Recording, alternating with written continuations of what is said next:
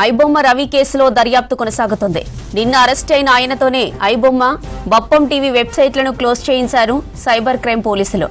Web login, server వివరాలతో మూసివేయించారు. రవి దగ్గర స్వాధీనం చేసుకున్న వందల హార్డ్ డిస్క్లను పోలీసులు విశ్లేషిస్తున్నారు. అలాగే బ్యాంక్ ఖాతాలు పరిశీలిస్తున్నారు. ప్రస్తుతం చెంచల్గూడ జైల్లో ఉన్న రవిని కస్టడీకి తీసుకుని మరిన్ని విషయాలు రాబట్టాలని చూస్తున్నారు. కస్టడీ కోసం రేపు నాంపల్లి కోర్టులో పిటిషన్ వేయనున్నారు పోలీసులు.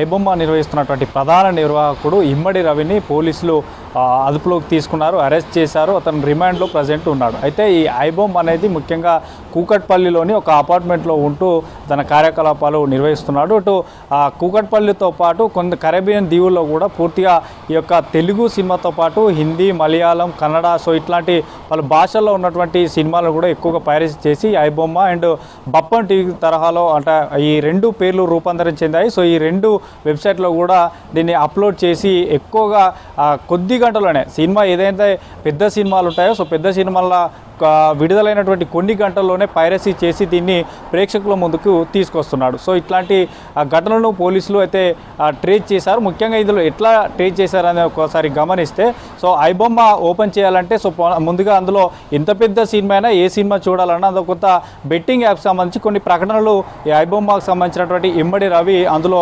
ప్రకటనలు ఇచ్చేవాడు. సో ఆ ప్రకటనలకు సంబంధించి ఐబొమ్మలో వచ్చేటువంటి బెట్టింగ్ యాప్స్ సంబంధించి గేమింగ్ యాప్స్ సంబంధించినటువంటి ఆ ప్రకటన నుండి పెద్ద మొత్తంలో ఇమ్మడి రవికి ఎక్కువగా ట్రాన్సాక్షన్ అయినట్టు కూడా పోలీసులు గుర్తించారు. సో ఏదైతే పెద్ద మొత్తంలో ట్రాన్సాక్షన్ జరిగిందో వాటిని బేస్ చేసుకొని సో ఐపీ అడ్రస్ ఆధారంగా ఇతన్ని ట్రేస్ చేసినట్టు పోలీసులు చెప్తున్నారు. అయితే ఇక చాలా వరకు కూడా ఇప్పటికే అతని దగ్గర ఉన్నటువంటి హార్డ్ డిస్క్లతో పాటు దాదాపు వందల సంఖ్యలో హార్డ్ డిస్కులు, పదుల సంఖ్యలో ల్యాప్టాప్లు, పెన్ డ్రైవ్లు అన్నీ కూడా స్వాధీనం చేసుకున్నారు. వీటన్నింటి కూడా చెక్ చేయాలంటే కొంత సమయం పట్టేటువంటి అవకాశం ఉంటుంది. ఎందుకంటే మనకు విజువల్స్ చూడవచ్చు, బాక్సులుగా కూడా పెద్ద మొత్తంలో అందులో తీసుకున్నటువంటి పోలీసులు, సిసిఎస్ పోలీసులు వాటన్నిటి కూడా చెక్ చేస్తారు. ఇక మరోవైపు ఇప్పటికే దాదాపు 7 ఎఫ్ఐఆర్లు కూడా ఇతనిపై నమోదైనట్లు తెలుస్తుంది. అటు ఫిలిం ఛాంబర్ సంబంధించినటువంటి పైరసీ సెల్ విభాగం నుండితో పాటు మరోవైపు నిర్మాతల నుంచి వచ్చినటువంటి ఫిర్యాదుల ఆధారంగా దాదాపు 7 ఎఫ్ఐఆర్లు కూడా నమోదైనట్టు తెలుస్తుంది. ఇక మరోవైపు